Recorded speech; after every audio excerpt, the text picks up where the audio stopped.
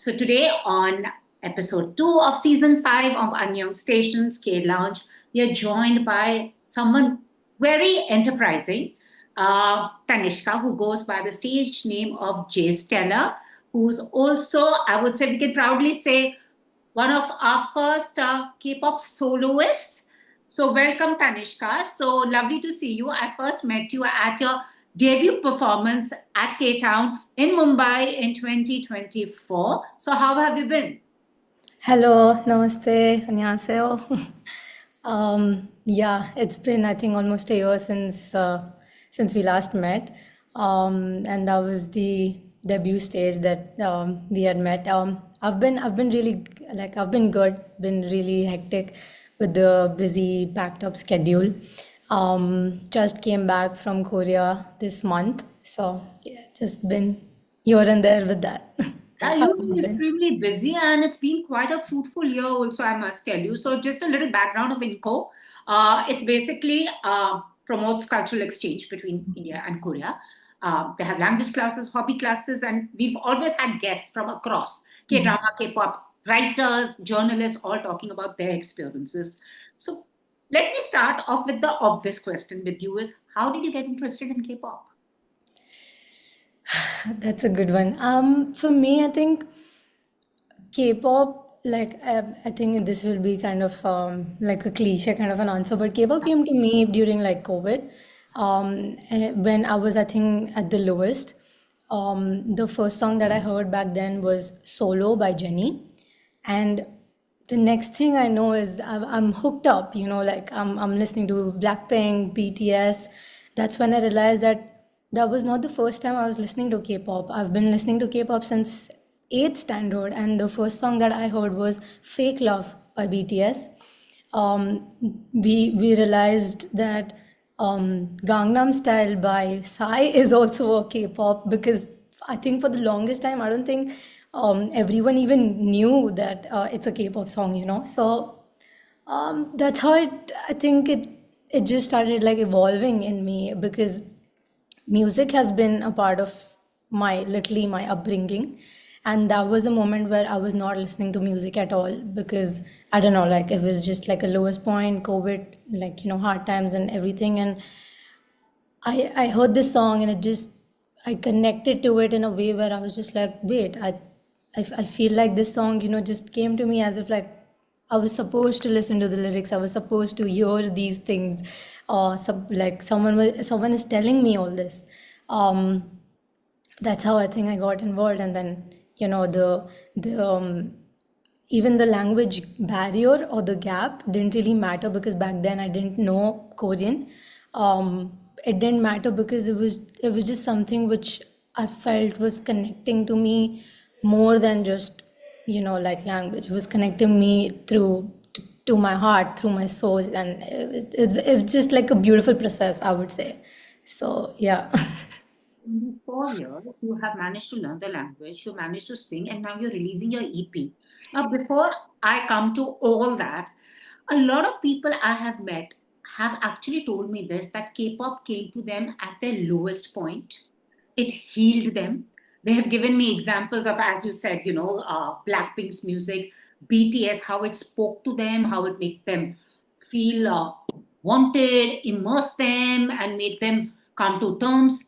What do you think is about the genre and the lyrics, or maybe the artists, that they resonate so much? I just want to know about you 4 years ago as that teen who was just sitting and listening to this music, just felt, she found something to hold on to. I think so. For me, first I would like to like say, music in general, and then I would go into like the K-pop, right? Yeah.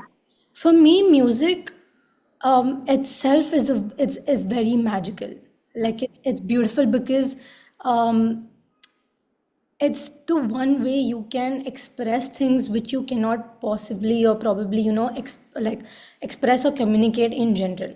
Like if I'm feeling something and I'm talking to you right now, I might not be able to put it in words, but some way, somewhere down the line, I might be able to say it in music. And I don't know how that happens, but it is that, like I truly believe in it. when it comes to K-pop, I think K-pop is more than a genre. It feels it's like an experience. It's an emotion. Like the way like the artists connect with with their fans, the way they put detailing, or like put all the efforts and the thought process in like every detail, be it like sound, be it storytelling through the lyrics, the music video, the visualization that you see when you see a music video, it's it's just something that you go like, okay, wow, like maybe I wanted to say it, but like when you say it like that, or when you sing it, like when I hear a music like that, and I'm just like, okay, I'm not alone. Like you feel like you're not alone, and you feel comforted, and you feel like someone is talking to you, someone is there by your side. It feels like a hug probably, and it feels healing at the end of the day. It's a beautiful process, I think. It's magic, I would say. That's the only thing that would explain that, to be honest. Absolutely. So, I mean, come October, and we are in October. Somewhere later in this month, you're all set to release your EP called Duality. And I must say, for someone so young, that word comes loaded. Because I think someone as old as me is still trying to figure out the duality of life. So, could you tell us a bit about your EP and what can we look forward to? What kind? And also, do you write your own music? Yeah, completely. I write my own lyrics. Um, I think the first song that I wrote was Birth, which came out in June. Sorry, my bad. EP Duality, I think it feels like a baby to me, to be very honest, because it's my first, and it's exactly what I just told you about, how I see music as. That's exactly what I want the listeners, the people who are listening to my song, to feel. Duality also kind of represents Jay Stella in a way of who she is or who she wants to be. It it's literally duality. You will literally go through like a roller coaster of emotions throughout the EP, because it talks about the a little bit of vulnerability. It talks about love. It talks about like a breaking phase. It talks about fear, but also a hope, or like also to, even if you're scared, just do it. So it's a whole, like a double kind of a phase of, you'll be like, okay, where is she going at? What is she doing? But also in a way where it speaks who Jay Stella is trying to be, or who she is visioning herself as an artist, to be honest. So yeah. I come to you to ask you who's Tanishka and who's Jay Stella. How did you come upon this very interesting stage name called Jay Stella? Please explain it. I mean, it really took me months to sit with the name. But so I honestly believe a lot in like astrology and um, numerology and stuff. So I got like a letter of J, and Tanishka in general, like the Tanishka name means the brightest star in the world, in the universe, and that's how Stellar came into place, because Stellar means a star, and J, the full form of J is actually jade, which is a green gemstone. That's you Green, wearing one. yeah, that's the ring that I'm wearing right now. That's right. And I'm born in September, Virgo sign, Earth sign again. So that also connects to jade, the green, because it represents harmony, balance, nurturing and building relationship. And maybe, Jay Stella as an artist also wants to do that with the people, with the audience, together, build a community, and go uh, together in a journey. Mine as the brightest star. My God, you're intense, child. You're intense. So, okay, Jay Stella, Tanishka. Difference between the two. Wish of Jay Stella that Tanishka had, or what of Tanishka you wish that Jay Stella had? Oh my God. Whatever. I'm giving you two That's a, options. that's a, that's a difficult one, to be honest, because I myself am actually trying to, in a way differentiate, but also in a way where I'm just like, wait, I am Jay Stella and I am Tanishka. So why am I also differentiating? But I also need to differentiate, right? I think one thing I can say, like a major difference in both of them, is Tanishka is a very, very introverted person. She's very shy. She would not, like, if you enter a room, you'll find her like in some corner sitting and like doing her own thing.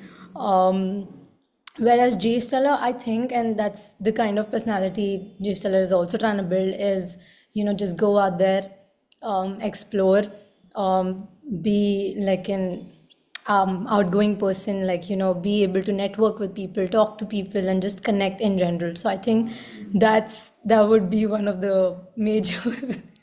No, no, I get that because I saw you on stage. Uh-huh. You are very different from what you are personally. You seem, as you Right. said, a very quiet and introverted person, and suddenly on stage you were this like boom, boom, way to go. So I totally get that. I totally get that. But Yeah. also, India loves K-pop, and also I mean, it's the most streamed, it's the most heard genre, and also now K-pop artists are coming, and especially, you're very closely attached to K-Town as well, and this time stellar lineup, as I would say. They have a stellar lineup, My God. of the best of artists, even as last year.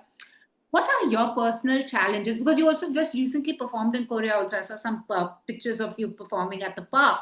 What are personally your challenges? Because I've seen now K-pop has become inclusive. You have these groups where you have India, a couple of Indian girls have made it, part of a band. But yours is very different because you're by yourself. You're a unit by yourself.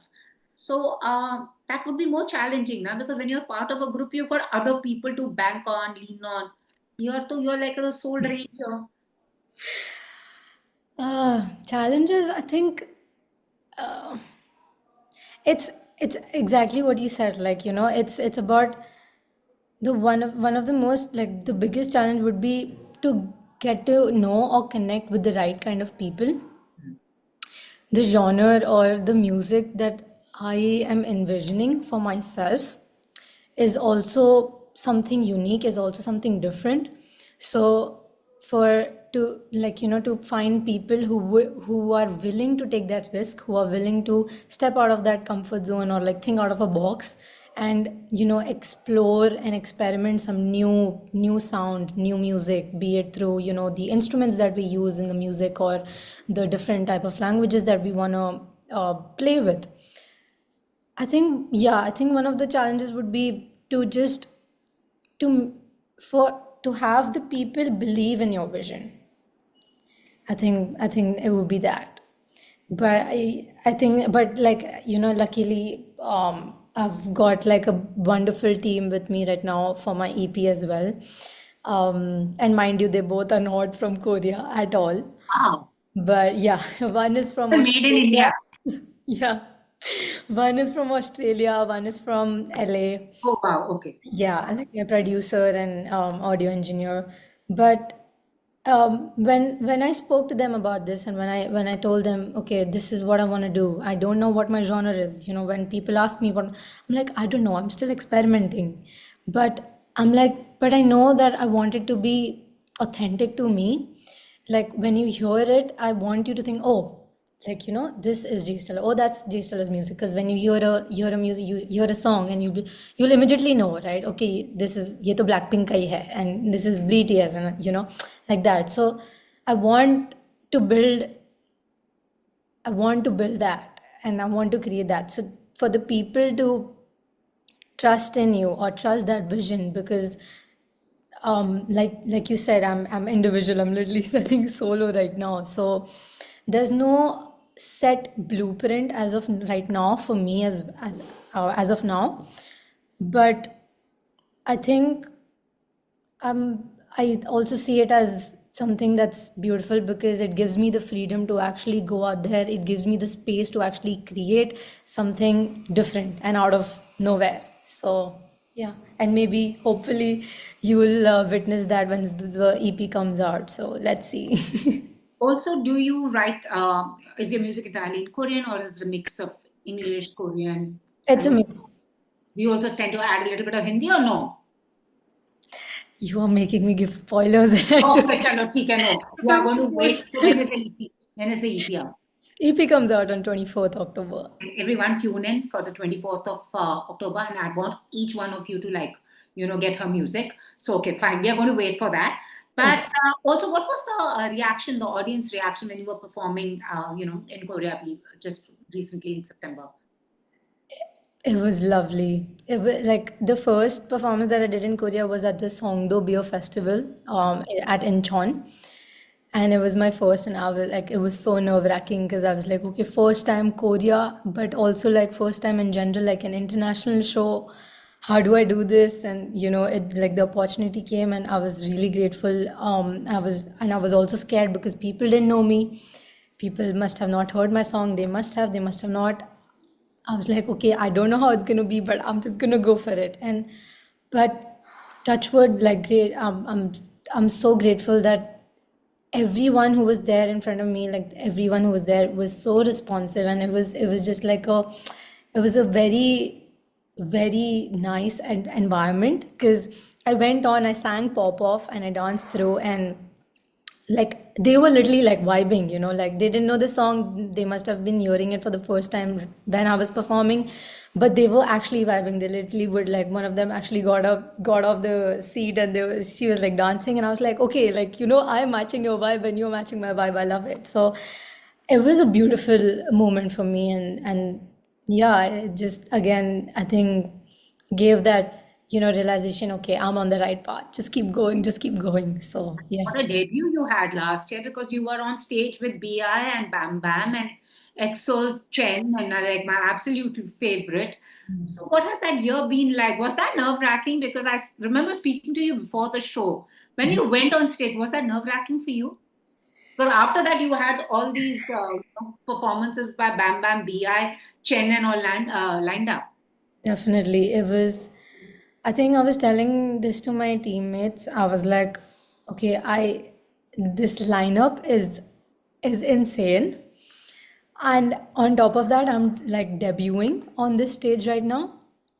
So that pressure was there, but at the same time, I think there was also pressure of like pressure bolo. Yeah, it was just a feeling that I wanted to do was give that stage justice that it required because of the lineup that was there, because of the artists that were coming in. I respect them, and I literally look up to them. So to be able to share that stage was just amazing in its own way. So I think throughout like the whole process, the one thing that was in my mind was just about giving justice to that stage as an artist, but also as a fan who looks up to those artists.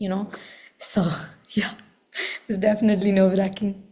As you said, fan, whose fan are you like the biggest fan of? Like somebody like on your wish list that you have to meet, just have to meet.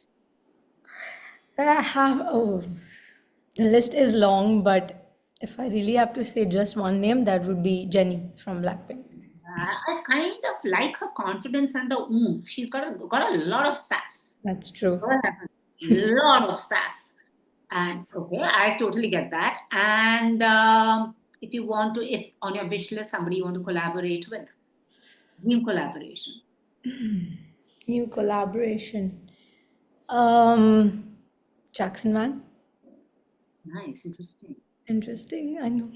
To get up for K Town now next. So somebody's asked now. I mean, a lot of I know kids because now also with K Town becoming a calendar event. That's Uh, because I mean also more than the other concerts, K Town's managing the big the artists and the lineups. It's become a calendar event, and also with a lot of kids interesting and wanting to try out auditioning for K-pop. What would you tell them is how do they break into the industry? Because I'm sure somebody is looking up to you, listening to you, and looking up to you as of now, saying like, "Hey, man, she's living my dream." So, but your journey has also been one of struggle and of I'm sure there were moments when you thought you couldn't do it, and finally being there. So, what would you tell them? What does it take? what does it take? What does it take? How do you get into this? I would say it takes a lot of courage. It takes a lot of strength. And not like it takes a lot of mental strength, to be honest. You really need to, like, you know, believe in yourself. Even if like other people do not and other people say otherwise, believe in yourself. You Like have a lot of people as sorry. telling you, sorry, I'm interrupting, but it was an interesting thing that you said. You have a lot of people actually telling you कि ये नहीं हो पाएगा, that you won't be able to. I mean, कौन नहीं बोलता शुरू में at least शुरू में, because this is also something like a different kind of a career, and it's a different, I would say, in a way where it's more, K-pop inspired, what I'm doing right now. Because it's unique and because it's different, people would say nahi hoga, or like people would say nahi, this is not possible. No, like why? but if you're hearing it from your perspective, take it as they're saying a no because they don't know how to do it, because it's different, you know and that's why I say that you need to believe in yourself. You need to believe in your dreams and in your vision.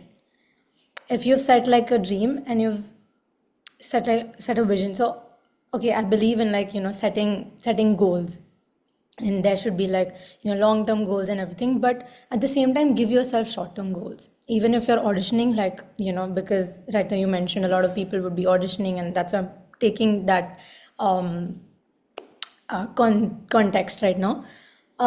Even if you're auditioning, give yourself like a target.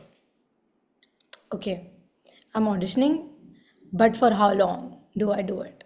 That's the kind of target that I also gave myself, because I had been auditioning for, I think, 2 to 3 years. And yeah, there were responses, but there were also no replies on the email. There would be some kind of, okay, few rounds you go through, but then I would come back to square one. It's a very difficult process. So, and that is also a moment which could break you or make you, to be very honest. I have had moments where I'm like, I should just leave it. Like, why am I even like doing this? Why have I put myself through it? Why am I putting myself through it? But there was just something that kept me going. Like, that's the moment where you need to hold yourself. So even if other people would say otherwise, you need to believe in yourself. You need to go for it. Like, if you believe it, you achieve it. And if you believe in it, you will make sure that you will put in the effort, that you will put in the hard work and the time, and then Absolutely. And happens. no wonder you decided to go solo. That's really interesting. Yeah. If you're not going my way, if you don't want me to go your way, I'll go my way. Exactly, beautiful. Exactly, that's what I did. And um, I think it was after my after my performance on the first edition of K Town Festival, that I just, like, did like cover songs, and that was the point. I sang in like three languages: Hindi, English, and Korean. I remember that moment. I was like, I came back home and I was like, okay, the one thing that's set that I want to do is I wanna be, I wanna make music. I wanna create music, right? I wanna become an artist. I wanna make music. That's my vision, and I wanna make music in a way where what music means to me, I want people to feel that way through my music, right?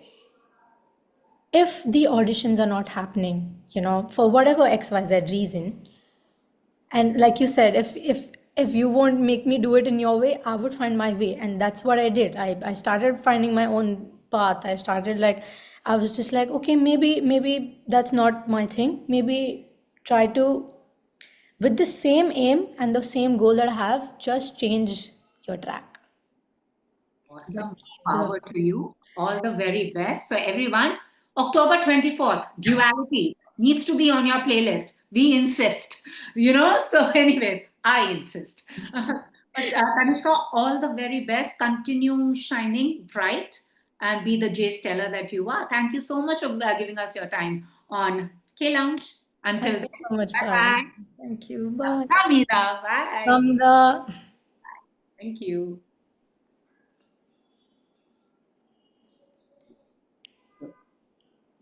Thank you.